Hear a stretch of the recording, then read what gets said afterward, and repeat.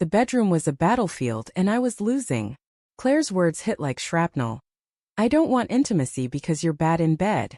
Her voice, sharp and cold, sliced through the dim glow of our bedside lamp, leaving me stunned on the edge of the mattress. My hands gripped the sheets, knuckles whitening, as if I could anchor myself against the humiliation. Her hazel eyes, usually warm, were flinty, unyielding. I wanted to scream, to demand how she could say something so cruel, but my throat locked tight, choking on the weight of her truth or her lie. The silence that followed was worse. It wasn't just quiet. It was a living thing, heavy with accusation, slithering between us. Claire turned away, her auburn hair spilling over the pillow like blood from a wound. I stared at the curve of her shoulder, the familiar slope I'd traced 1,000 times, now foreign territory. How long had she felt this way? Was it a fleeting jab? Or had this disgust been festering unspoken for years? My mind raced, replaying every touch, every kiss, searching for the moment I'd failed her. I didn't sleep that night. The ceiling fan's hum mocked me, a relentless drone over my spiraling thoughts. By morning I was raw, my chest hollowed out, but a flicker of defiance sparked. If I was the problem, I'd fix it. I'd become the man she couldn't resist. But as I watched her sip coffee at the kitchen counter, her phone buzzing incessantly, a prickle of doubt crept in. Why was she so distant even now, her fingers dancing over the screen with a secrecy she didn't bother to hide? The next week was a blur of self-improvement. I read books on intimacy, watched videos, even booked a session with a therapist who specialized in male confidence. I studied my reflection in the bathroom mirror, noting the gray flecks in my stubble, the tired lines around my eyes. Was this what she saw? A man who'd let himself go? I hit the gym, sweat pooling on the floor as I pushed through reps, each grunt a silent vow to prove her wrong. But every night, Claire slipped into bed with her back to me, her phone glowing under the covers. The buzz of incoming texts was a needle in my spine. One evening I couldn't take it anymore. "Who's texting you so late?" I asked, keeping my tone light, though my pulse hammered. She didn't look up from her book. "Just work," she said, her voice flat, dismissive. The lie was so blatant it stung. Work didn't text at 11 p.m. with emojis.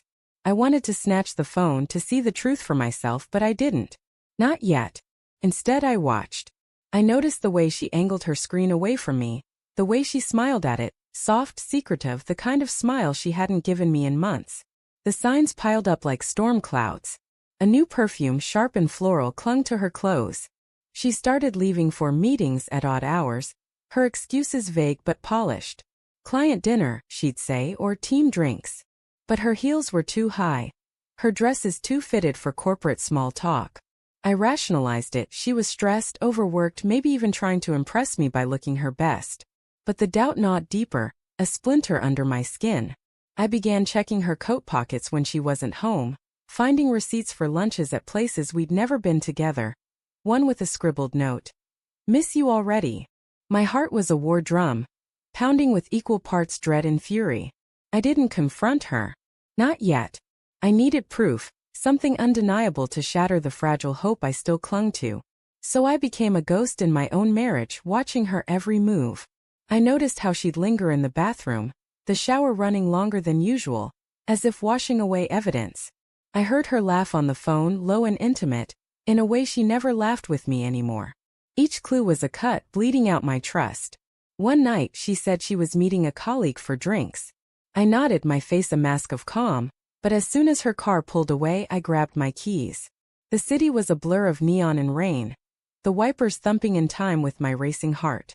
I followed her taillights to a bar downtown, a place we'd never gone together. Through the fogged window I saw her, Claire, radiant in a black dress, leaning close to a man I didn't know. His hand grazed her arm and she didn't pull away. My stomach churned, bile rising as I watched her laugh, her head tilting the way it used to when we were new, when love was a spark instead of a scar. I didn't storm in. I sat in my car, rain hammering the roof, my hands trembling on the wheel. Part of me wanted to believe it was innocent, a friend, a coworker, a misunderstanding. But the truth was a blade cutting through my denial. I drove home, the city lights smearing like tears across the windshield. When she came back, smelling of wine and that unfamiliar cologne, I said nothing. I couldn't. The words were trapped, tangled in the wreckage of my heart. The next day I hacked her phone. It wasn't hard. She used the same password for everything. The messages were a gut punch. Can't wait to see you again. You make me feel alive. He doesn't suspect a thing. His name was Ethan, a coworker she'd mentioned in passing, always with a casual shrug. The text stretched back months, a timeline of betrayal that overlapped with every moment I'd thought we were okay. I read them until my eyes burned, each word a fresh wound. She'd lied about everything, her feelings, her desires, her fidelity.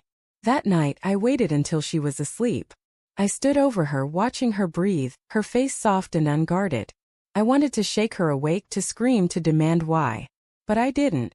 Instead, I left. I packed a bag, wrote a note. I know about Ethan. I'm done. And walked out into the cold dawn.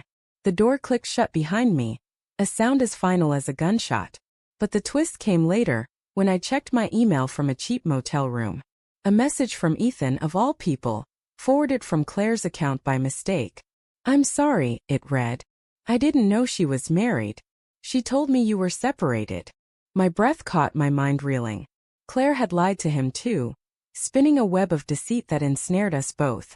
I pictured her alone now, waking to my note, realizing her secrets had unraveled.